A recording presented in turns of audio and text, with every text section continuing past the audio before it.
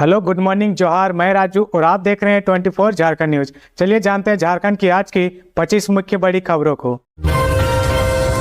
Jharkhand cabinet की बैठक 27 सितंबर को हेमंत सोरेन करेंगे अध्यक्षता। झारखंड कैबिनेट की बैठक हेमंत सोरेन की अध्यक्षता में 27 सितंबर को होगी। राजधानी रांची के धुरवा स्थित प्रोजेक्ट बिल्डिंग में शाम 4 बजे से बैठक होगी। झारखंड विधानसभा चुनाव की तारीखों की घोषणा से पहले होने वाली कैबिनेट की बैठक में कई अहम और लोकलुभावन फैसले होने की उम्मीद है। मंत्रिपरिषद की बैठक के बारे में मंगलवार को मंत्रिमंडल सचिवालय एवं निगरानी विभाग समन्वय की ओर से यह जानकारी दी गई है। इसमें कहा गया कि हेमंत सोरेन की अध्यक्षता में मंत्रिपरिषद की बैठक शुक्रवार 27 सितंबर को अपराह्न 4 बजे से झारखंड मंत्रालय प्रोजेक्ट भवन स्थित मंत्रिपरिषद कक्ष में होगी। हजारीबाग में एससीबी की बड़ी कार्रवाई, रिश्वत ले रहे आरटीए ऑफिस के क्लर्क को किया गिरफ्तार। झारखंड में एससीबी ने भ्रष्टाचार के खिलाफ एक बार फिर बड़ी कार्रवाई की है। मामला हजारीबाग का है। प्रादेशिक वाहन प्राधिकार उत्तरी छोटानागपुर प्रमंडल कार्यालय के क्लर्क विकास कच्छाप को एससीबी ने 6,000 रुपये घूस लेते हुए गिरफ्तार किया है। एससीबी ने यह कार्रवाई विजय बस के मालिक राजकुमार उर्फ बबलू के आवेदन पर की है। बस मालिक बबलू ने आवेदन देकर एससीबी को बताया था कि उसकी बस की परमिट का रिन्यूअल कराना था, लेकिन संबंधित क्लर्क रिन्यूअल के एवज में 6,000 रुपये की मांग कर रहे थे। आवेदक ने बताया कि उसकी बस देवघर रांची मार्ग पर चलती है। इसकी परमिट रिन्यूअल करने के लिए प्रादेशिक परिवहन प्राधिकार कार्यालय हजारीबाग में कार्यरत क्लर्क विकास कच्छाप पैसे मांग रहे हैं। वो रिश्वत देना नहीं चाहते थे, इसलिए आवश्यक कार्रवाई हेतु एससीबी हजारीबाग कार्यालय में आवेदन दिया। इस मामले को लेकर एससीबी एसपी आरिफ अनवर ने जानकारी दी। एसपी ने बताया कि आवेदन के संबंध में सत्यापनकर्ता द्वारा विधिवत सत्यापन किया गया। सत्यापन के क्रम में प्रादेशिक परिवहन प्राधिकार कार्यालय हजारीबाग में कार्यरत क्लर्क विकास कच्छाप के द्वारा परमिट रिन्यूअल करने के एवज में आवेदक से रिश्वत मांगे जाने की बात की पुष्टि हुई है। एससीबी की कार्रवाई क्षेत्रीय वाहन प्राधिकार कार्यालय आरटीए में हुई और क्लर्क को कार्यालय से ही गिरफ्तार किया गया। इस कार्रवाई से पूरे जिला परिवहन कार्यालय में हड़कंप मचा हुआ है। 26 और 27 सितंबर को रांची में हो सकती है बारिश। झारखंड के इन जिलों में वर्षा को लेकर येलो अलर्ट। राजधानी रांची के मौसम ने सोमवार को अचानक ही करवट ली। शाम 6 बजे के बाद अचानक ही आंधी तूफान के साथ बारिश होने लगी। हालांकि कुछ देर में ही बारिश थम गई। अभी मौसम शुष्क है, लेकिन फिर से वर्षा की संभावना उत्पन्न हो रही है। दरअसल बंगाल की खाड़ी में एक निम्न दबाव वाला क्षेत्र बन रहा, इसका आंशिक असर झारखंड के कई हिस्सों में पड़ सकता है। मौसम केंद्र ने इस दबाव के कारण कई जिलों में भारी बारिश का अनुमान व्यक्त किया है। 26 और 27 सितंबर को रांची में भी इसका असर देखने को मिल सकता है। मौसम केंद्र ने पूर्व अनुमान किया कि 25 सितंबर को संथाल परगना वाले हिस्से में कहीं कहीं भारी बारिश हो सकती है। इसको लेकर येलो अलर्ट जारी किया गया है। 26 सितंबर को गोड्डा, साहिबगंज, पाकुड़, देवघर, जामताड़ा, दुमका, गिरिडीह, धनबाद, कोडरमा, हजारीबाग, बोकारो, रांची, रामगढ़ और चतरा में कुछ स्थानों पर भारी बारिश को लेकर अलर्ट जारी किया गया है। 27 सितंबर को गढ़वा, पलामू, लातेहार, चतरा, हजारीबाग, रामगढ़, बोकारो, गिरिडीह, धनबाद, देवघर, जामताड़ा, दुमका, गोड्डा, साहिबगंज और पाकुड़ में बारिश को लेकर अलर्ट जारी किया गया है। बारिश होने पर अधिकतम और न्यूनतम तापमान में गिरावट का अनुमान है। खबरों में आगे बढ़ने से पहले अगर अभी तक आपने इस चैनल को सब्सक्राइब नहीं किया तो प्लीज सब्सक्राइब कर ले, जिससे झारखंड की हर छोटी सी बड़ी खबर की अपडेट आप तक पहुंचता रहे। कांटा टोली फ्लाईओवर पर 1 अक्टूबर से दौड़ेगी गाड़ियां। 30 सितंबर तक काम पूरा करने का दिया निर्देश। नगर विकास व आवास विभाग के प्रधान सचिव सुनील कुमार सोमवार को निर्माणाधीन कांटा टोली फ्लाईओवर का निरीक्षण करने पहुंचे थे। इस दौरान जुटको ने दावा किया कि 30 सितंबर से फ्लाईओवर पर यातायात शुरू करा दिया जाएगा।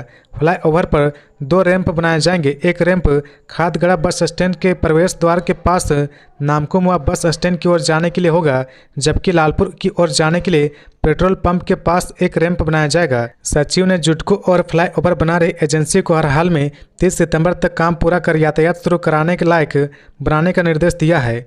प्रधान सचिव सुनील कुमार ने कार्यरत एजेंसी डीआरए के प्रतिनिधि को स्पष्ट रूप से कहा कि योगदा मठ, बहु बाजार से शांति नगर, कोकर तक फ्लाईओवर पर यातायात शुरू करने के लिए सभी जरूरी प्रक्रियाएं पूरी कर ली जाए।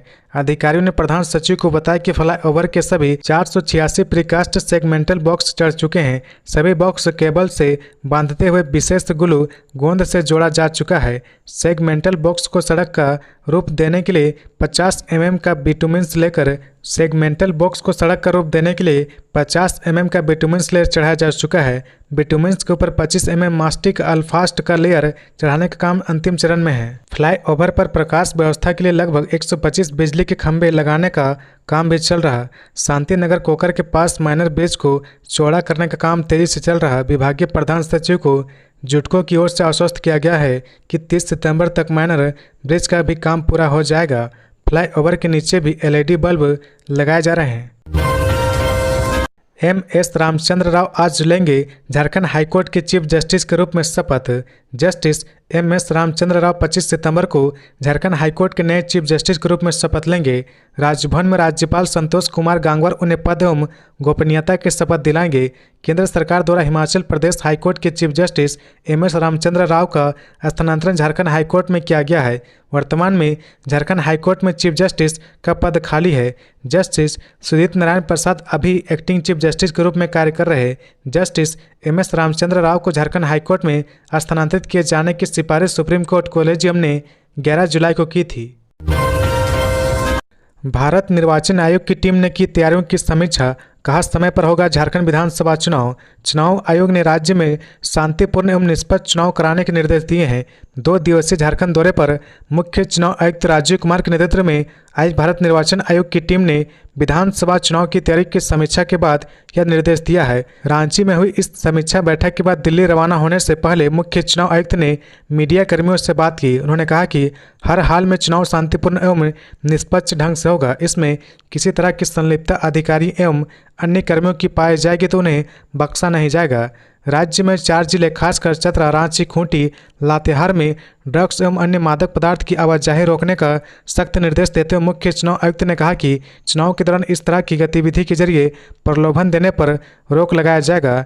मीडिया के सवालों का जवाब देते हुए उन्होंने कहा कि आयोग चुनाव कराने के लिए पूरी तरह से तैयार है। हम लोगों की तैयारी हमेशा रहती है। झारखंड में समय पर विधानसभा चुनाव होने की बात करते हुए मुख्य चुनाव आयुक्त राजीव कुमार ने कहा कि बुधवार को जम्मू कश्मीर का दूसरे चरण का चुनाव है। उसके बाद महाराष्ट्र दौरे पर चुनाव आयोग की टीम जाएगी। झारखंड में समय पर चुनाव होगा। उन्होंने कहा कि इन्फोर्समेंट एजेंसी को भी फ्री एंड फेयर इलेक्शन के लिए स्पष्ट निर्देश दिए गए हैं। साथ ही सीमावर्ती राज्यों के बॉर्डर को सील करने के आदेश दिए गए हैं जिससे किसी तरह की आपत्तिजनक आवाजाही नहीं हो। हाईकोर्ट ने पहाड़ी मंदिर की नई समिति को भंग किया। पहले की कमेटी को कार्य करने का दिया निर्देश। झारखंड हाईकोर्ट ने गत वर्ष 2023 में बनी पहाड़ी मंदिर रांची की नई समिति को भंग करने का आदेश दिया है। साथ ही पुरानी समिति को कार्य करने का आदेश दिया है।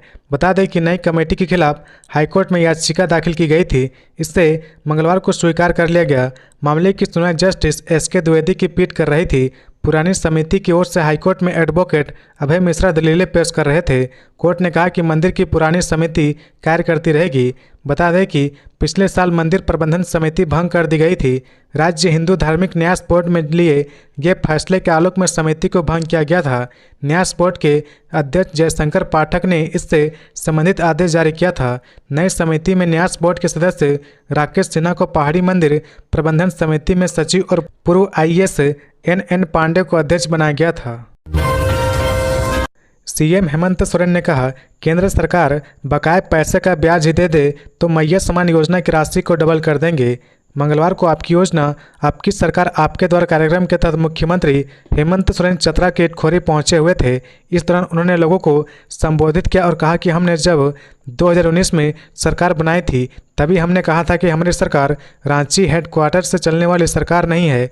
यह सरकार गांव से चलने वाली सरकार है, जहां जगह जगह घूम घूम कर यही देखना चाह रहे हैं कि सरकार के लोग आपके दरवाजे तक पहुंच रहे हैं या नहीं। पहले हमारे बूढ़े बुजुर्ग पेंशन के लिए दलालों के चक्कर लगाते थे, लेकिन आज टॉर्च लगाकर ढूंढने से भी कोई ऐसा नहीं मिलेगा जिसको पेंशन नहीं मिलता है। हमारे विपक्ष के लोग बोलते हैं कि मैया योजना सरकार बनने समय क्यों नहीं लागू किया गया, अभी चुनाव आया तो क्यों लागू किया गया। अब इनको कौन बताए कि जैसे ही सरकार बनी वैसे ही कोरोना काल आ गया, सब कुछ बंद था।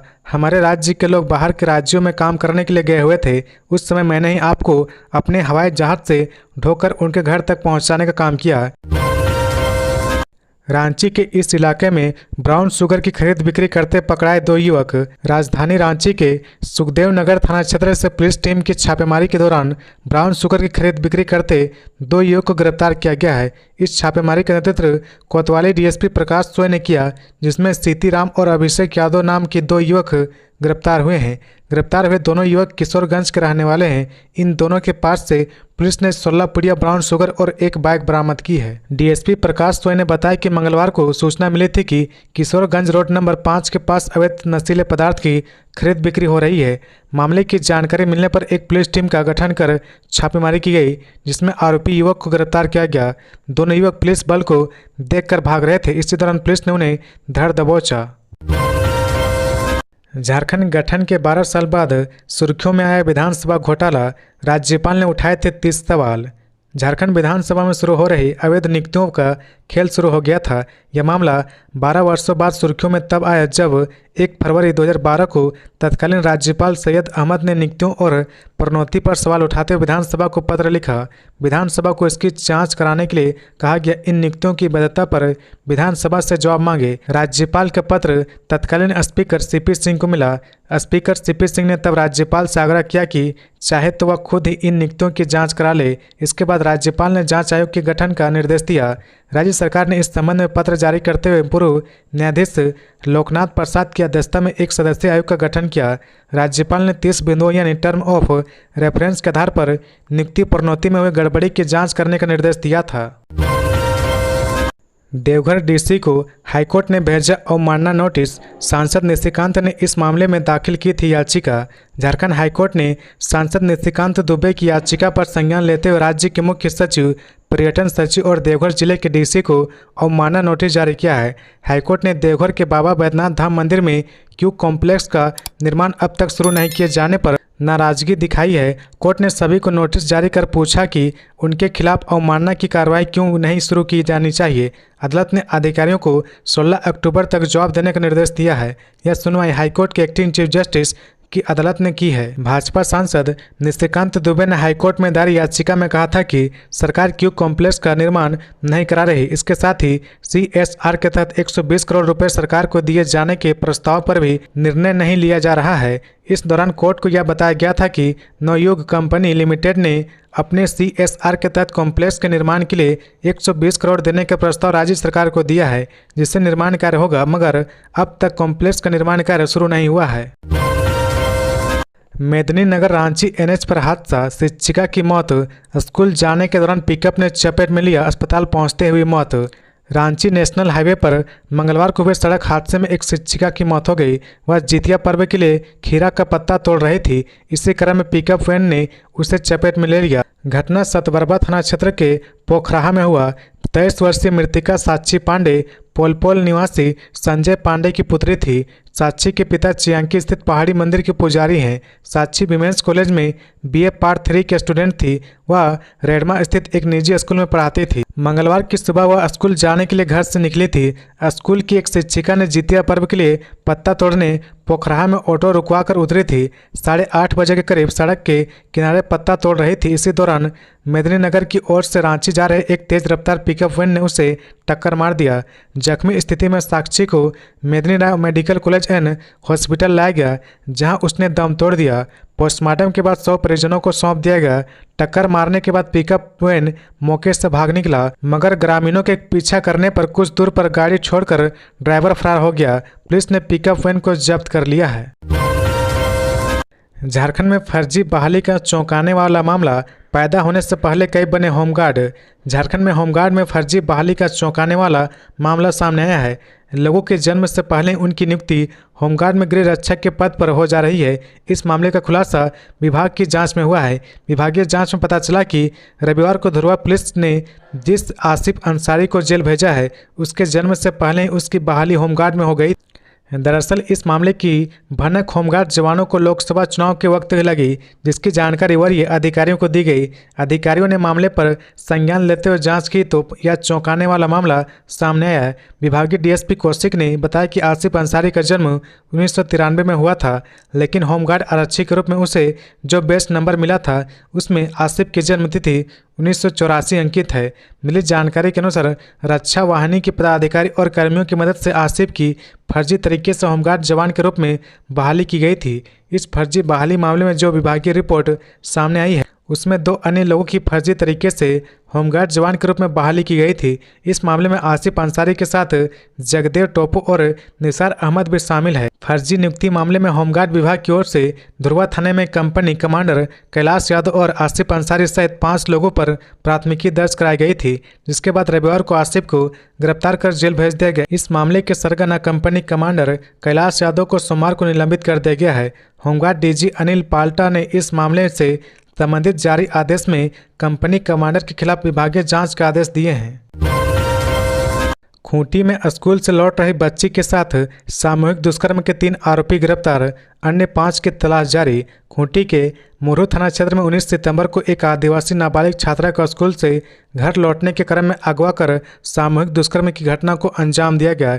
इस मामले पुलिस ने 3 आरोपी को गिरफ्तार कर लिया है। तीनों मुरहू थाना क्षेत्र के चतराडीह गांव के रहने वाले हैं। वहीं अन्य 5 की गिरफ्तारी के लिए छापेमारी की जा रही है। मामले में खूंटी डीएसपी अरुण रजक ने बताया कि स्कूली छात्रा से सामूहिक दुष्कर्म की घटना के मामले में 3 आरोपी को गिरफ्तार किया गया है। अन्य आरोपियों की गिरफ्तारी के लिए छापेमारी की जा रही। सामूहिक दुष्कर्म मामले में 8 लोग शामिल थे, जिसमें से 2 सहयोगी थे और आसपास आने जाने वाले की रेकी कर रहे थे। आरोपियों ने अपनी संलिप्तता स्वीकार करते हुए बताया कि रास्ते में बाइक खराब हो गई थी और उसी दौरान अकेली लड़की को देखकर घटना को अंजाम दिया गया। सभी आरोपी पीड़िता के गाँव के अगल बगल के ही रहने वाले थे। पहले से लड़की से किसी की कोई जान पहचान नहीं थी। आरोपियों के पास से घटना के दिन पहने गए टी-शर्ट और बाइक बरामद हुआ। साथ ही पीड़िता ने तीनों की पहचान कर ली है। बता दें कि 19 सितंबर को 2 बाइक में सवार 6 युवकों ने नाबालिग के साथ दुष्कर्म किया था। देर शाम किसी तरह घर पहुंचकर पीड़िता ने परिजनों को घटना की जानकारी दी। इसके बाद मुरहू थाना में मामला दर्ज कराया गया। पुलिस ने मामले की गंभीरता को देखते हुए खूंटी एसडीपीओ के नेतृत्व में एसआईटी टीम का गठन किया गया। इसके बाद आरोपियों की गिरफ्तारी के लिए छापेमारी शुरू कर दी गई। पुलिस ने 3 आरोपियों को गिरफ्तार कर लिया है। आदित्य रंजन ने कहा, स्कूली शिक्षा एवं साक्षरता विभाग को सहयोग करेगी स्वयंसेवी संस्थाएं। राज्य में आउट ऑफ स्कूल बच्चों को विद्यालय से जोड़ने, शून्य ड्रॉप आउट सुनिश्चित करने और 100% नामांकन कराने में स्वयंसेवी सहयोगी संस्थाओं के प्रतिनिधि सहयोग प्रदान करेंगे। इसके अलावा वे school score card project impact के सफलतापूर्वक क्रियान्वयन को भी सुनिश्चित करेंगे। राज्य शिक्षा परियोजना परिषद द्वारा 24 स्वयंसेवी सहयोगी संस्थाओं के प्रतिनिधियों एवं जिला प्रभाग प्रभारियों के लिए इस संबंध में विशेष संयुक्त प्रशिक्षण कार्यशाला आयोजित की गई। इस कार्यशाला में राज्य शिक्षा परियोजना निदेशक आदित्य रंजन ने उपस्थित प्रतिनिधियों को संबोधित किया। उन्होंने कहा कि बेहतर शिक्षा व्यवस्था को सुनिश्चित करने में स्कूली शिक्षा एवं साक्षरता विभाग के साथ साथ स्वयंसेवी सहयोगी संस्थाओं का भी अहम योगदान होगा। विद्यालय की शैक्षणिक गुणवत्ता को उत्कृष्ट बनाने और बच्चों को शिक्षा की मुख्य धारा से जोड़ने में संस्थाएं सहयोग दें।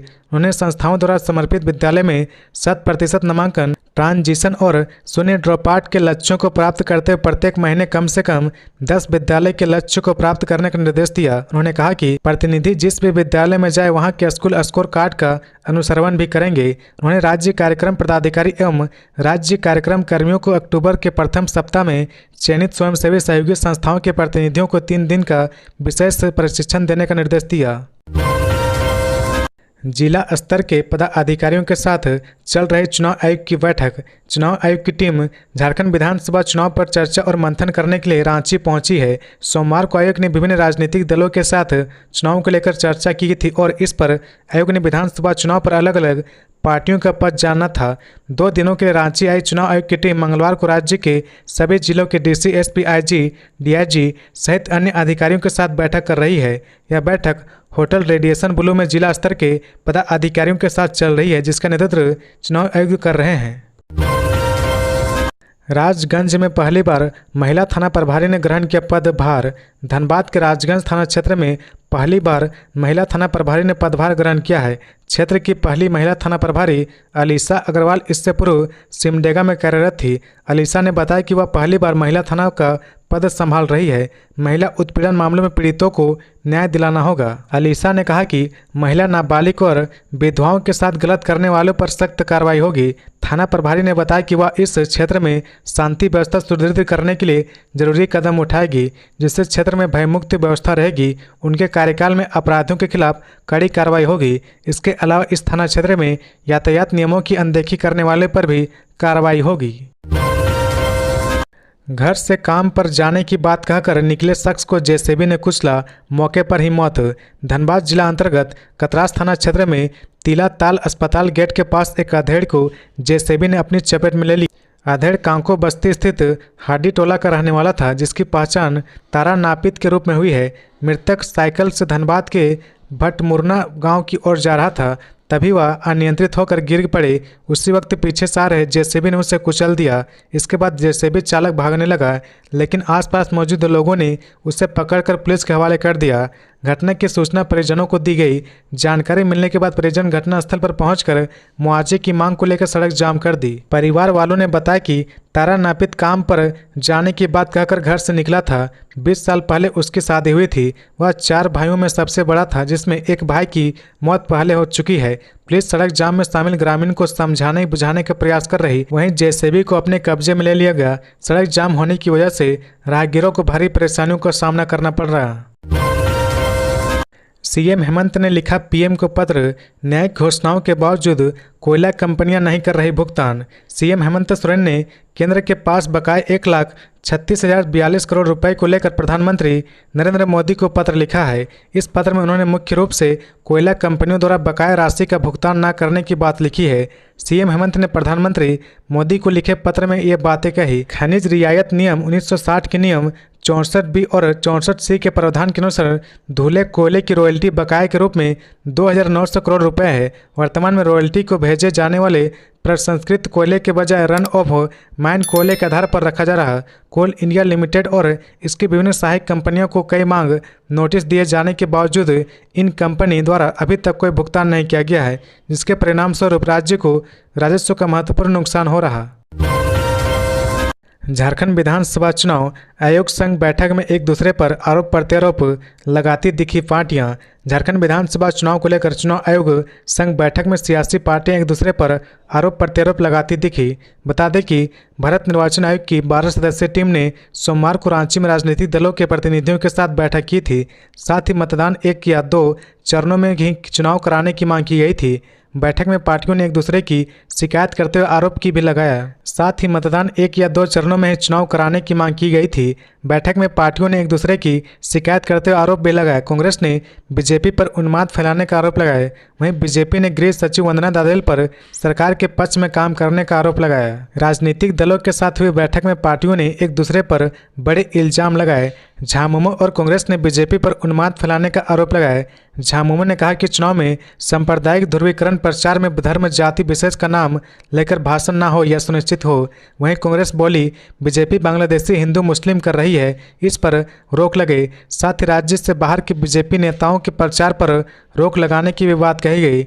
इधर बीजेपी ने भी गृह सचिव वंदना दादेल पर सरकार के पक्ष में काम करने का आरोप लगाया। साथ ही उन्हें पद से हटाने की मांग की। वहीं बैठक में मुख्य निर्वाचन पदाधिकारी के रवि कुमार ने अपनी चुनावी तैयारियों का प्रेजेंटेशन दिखाए और कहा कि हम चुनाव कराने के लिए तैयार हैं। आयोग की टीम ने मुख्य सचिव एल ख्यांगते और डीजीपी अनुराग गुप्ता के साथ हुई बैठक की और राज्य के हालात पर चर्चा हुई।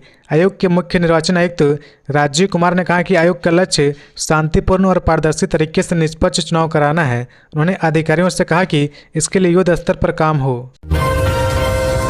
रांची में पढ़ाई कर रहे छात्र की लोहरदगा में ट्रेन की चपेट में आने से मौत। लोहरदगा रांची रेल लाइन में लोहरदगा जिला के सदर थाना क्षेत्र के बाक्सो रेल गाटर के पास ट्रेन की चपेट में आने से एक युवक की मौत हो गई। मृतक की पहचान गुमला जिले के सिसई थाना क्षेत्र के छारदा गांव निवासी आदित्य कुमार के रूप में हुई है। आदित्य कुमार महली रांची के एक निजी कॉलेज में +2 में पढ़ाई कर रहा था। बताया जा रहा है कि आदित्य अपने दोस्तों के साथ घूमने लोहरदगा गया था। इस दौरान वह अपने घर भी गया था। कहा जा रहा है कि वह मानसिक तनाव में नजर आ रहा था। इसी बीच वह घर से निकल गया था, जिसके बाद उसके मौत की सूचना मिली। हालांकि यह स्पष्ट नहीं हो सका कि आदित्य वहां तक कैसे पहुंचा या घटना कैसे हुई। रेलवे पुलिस और राजधानी थाना पुलिस मामले की जाँच में जुट गई है। झारखंड विधानसभा चुनाव की तैयारियों की समीक्षा पूरी। 2.59 करोड़ लोग करेंगे वोट। भारत निर्वाचन आयोग की 13 सदस्यीय टीम ने झारखंड विधानसभा चुनाव की तैयारियों की समीक्षा पूरी कर ली है। राष्ट्रीय और राज्य स्तरीय राजनीतिक दलों के प्रतिनिधियों के साथ बैठक के बाद मुख्य निर्वाचन आयुक्त राजीव कुमार एवं उनकी टीम ने 2 दिन तक विधानसभा चुनाव की तैयारियों का जायजा लिया, राजनीतिक दलों की मांगों और आपत्तियों को सुना। फिर सरकार के आला अधिकारी और चुनाव के दौरान काम करने वाली प्रवर्तन एजेंसियों के साथ बैठक की, उन्हें जरूरी दिशा निर्देश दिए गए। मंगलवार को 2 दिन की यात्रा पूरी करने के बाद निर्वाचन आयोग की ओर से एक प्रेस विज्ञप्ति जारी की गई। इसमें बताया गया कि झारखंड विधानसभा चुनाव 2024 में 2.59 करोड़ मतदाता अपने मताधिकार का इस्तेमाल करेंगे। 20 सितंबर 2024 तक झारखंड में इतने वोटर हैं। इसमें 1.31 करोड़ पुरुष और 1.28 करोड़ महिला मतदाता हैं। 85 साल से अधिक उम्र के 1.14 लाख वोटर हैं, तो 450 ट्रांसजेंडर भी मतदाता सूची में शामिल है। झारखंड विधानसभा चुनाव 2024 में पहली बार मतदान करने वाले वोटर्स यानी 18 से 19 साल के 11.05 लाख मतदाता हैं। 66.48 लाख मतदाताओं की उम्र 20 से 29 साल के बीच है। झारखंड में 1845 वोटरों की आयु 100 साल या उससे अधिक है। रांची चतरा राइफल क्लब के खिलाड़ी ने बिहार में आयोजित सीबीएसई जोनल चैंपियनशिप में जीता ब्रॉन्ज मेडल। बिहार के अररिया में सीबीएसई जोनल चैंपियनशिप का आयोजन किया गया। इसमें झारखंड के निशानेबाजों का शानदार प्रदर्शन हुआ। इस चैंपियनशिप में 430 निशानेबाजों ने भाग लिया, जिसमें रांची के चतरा राइफल क्लब के 5 खिलाड़ियों ने भाग लिया। झारखंड की मेहल देव राजपूत ने पिस्टल कैटेगरी में ब्रॉन्ज मेडल अपने नाम किया। मेहल देव राजपूत की इस उपलब्धि से उनके परिवार और जिले में खुशी का माहौल है। जानकारी के अनुसार चतरा राइफल क्लब के अर्णव गुप्ता, मेहल देव राजपूत, राजवीर कुमार, माइला देव राजपूत और आयुष कुमारी ने इस प्रतियोगिता में हिस्सा लिया। यह सभी खिलाड़ी रांची के चतरा राइफल क्लब के नीतीश सर के मार्गदर्शन में ट्रेनिंग ले रहे थे। इन खिलाड़ियों को आगामी सीबीएसई नेशनल चैंपियनशिप में भाग लेने का अवसर मिलेगा। बता दें कि मेहल ने बहुत कम समय में पिस्टल शूटिंग में इतनी अच्छी उपलब्धि हासिल की है। मेहल की इस उपलब्धि से उनके परिवार और जिले में खुशी का माहौल है। मेहल ने अपनी सफलता का श्रेय अपने माता पिता और नीतीश सर को दिया है। मेहल ने उम्मीद जताई कि वह बहुत जल्द अंतर्राष्ट्रीय स्तर पर भारत के लिए मेडल लाएगी। झारखंड विधानसभा चुनाव से पहले बोले हेमंत सोरेन, मैया सम्मान योजना की राशि कर देंगे 2000 रुपये। झारखंड विधानसभा चुनाव की तैयारियों की समीक्षा के बीच मुख्यमंत्री हेमंत सोरेन बड़ी घोषणा कर दी है। राज्य में 18 से 50 साल तक की महिलाओं के लिए शुरू की गई झारखंड मुक्ति मोर्चा कांग्रेस राष्ट्रीय जनता दल की महागठबंधन सरकार की महत्वाकांक्षी योजना झारखंड मुख्यमंत्री मैया सम्मान योजना की राशि को डबल करने की बात कर रही है। झारखंड मुख्यमंत्री मैया सम्मान योजना की राशि को डबल करने की बात कर दी है। जी हां, हेमंत सोरेन की सरकार ने कहा कि वह मैया सम्मान योजना की राशि को 1000 रुपये से बढ़ाकर 2000 रुपये कर देंगे। झारखंड मुक्ति मोर्चा के कार्यकारी अध्यक्ष और प्रदेश के मुखिया ने आपकी योजना आपकी सरकार आपके द्वारा कार्यक्रम को संबोधित करते हुए कहा, विपक्षी दलों के नेता कहते हैं कि विधानसभा चुनाव जीतने के लिए हेमंत सोरेन ने मैया सम्मान योजना की शुरुआत की है। हेमंत सोरेन ने कहा कि खुद तो ये लोग कुछ करते नहीं, जब हम महिलाओं को सम्मान देना चाहते हैं तो हम पर आरोप लगाते हैं। उन्होंने कहा कि हमने केंद्र सरकार से कहा कि हमारा बकाया 1.36 लाख करोड़ रुपए दो। अगर ये रुपए एक साथ नहीं दे सकते तो उसका ब्याज दो। अगर केंद्र सरकार से हमें 1.36 लाख करोड़ रुपए मिल जाए तो हम झारखंड मुख्यमंत्री मैया सम्मान योजना की राशि को 1000 रुपये से बढ़ाकर 2000 रुपये कर देंगे। पाकुड़ में आदिवासी संगठन का प्रदर्शन, आदिवासी छात्रों पर दर्ज मुकदमा हटाने की मांग। आदिवासी छात्रों पर दर्ज प्राथमिकी को लेकर जिला मुख्यालय के बाहर विरोध प्रदर्शन किया गया। यह प्रदर्शन भारत जगात मांझी परगना महल के बैनर तले किया गया। दरअसल बीते जुलाई महीने में कुमार कालिदास मेमोरियल कॉलेज में आदिवासी छात्र एवं पुलिस के बीच मारपीट हुई थी, जिसके बाद पुलिस ने आदिवासी छात्रों पर मुकदमा दर्ज कर दिया था। विरोध प्रदर्शन का नेतृत्व कर रहे भारत जगात मांझी परगना महल के झारखंड प्रभारी चंद्र मोहन मांडी ने पुलिस पर आरोप लगाया है। उन्होंने कहा कि विरोध प्रदर्शन का नेतृत्व कर रहे भारत जगात मांझी परगना महल के झारखंड प्रभारी चंद्र मोहन मांडी ने पुलिस पर आरोप लगाया है। उन्होंने कहा कि आदिवासी छात्रों को सुरक्षा देने के बजाय उन्हें बेरहमी से पिटाया गया और उन पर प्राथमिकी भी दर्ज की गई। उन्होंने बताया कि यह विरोध प्रदर्शन शांतिपूर्ण तरीके से किया जा रहा। यदि छात्रों के ऊपर दर्ज प्राथमिकी को वापस नहीं लिया गया तो आने वाले दिनों में जबरदस्त आंदोलन करेंगे। चंद्र मोहन मांडी ने कहा कि झारखंड में आदिवासी मुख्यमंत्री है और आदिवासियों पर ही अत्याचार हो रहा, जो दुखद बात है। जल्द इस प्राथमिकी को खत्म करे, नहीं तो उपराजधानी दुमका में भी प्रदर्शन करने के साथ साथ आर्थिक नाकेबंदी भी की जाएगी। इस विरोध प्रदर्शन में छात्रावास के दर्जनों छात्रों ने भी भाग लिया। साथ ही पूर्व विधायक सह भाजपा नेता लोबिन हेम्ब्रोम भी दिखे। तो ये थी आज की झारखंड की टॉप बड़ी खबरें। इसी तरह झारखंड की हर छोटी सी बड़ी खबर देखने के लिए आप हमारे चैनल 24 झारखंड न्यूज को सब्सक्राइब करके बेल आइकन प्रेस कर ले, जिससे झारखंड की हर छोटी सी बड़ी खबर की अपडेट आप तक पहुंचता रहे। तो आज के लिए बस इतना ही, हमें दीजिए इजाजत, फिर मिलते हैं नेक्स्ट न्यूज में।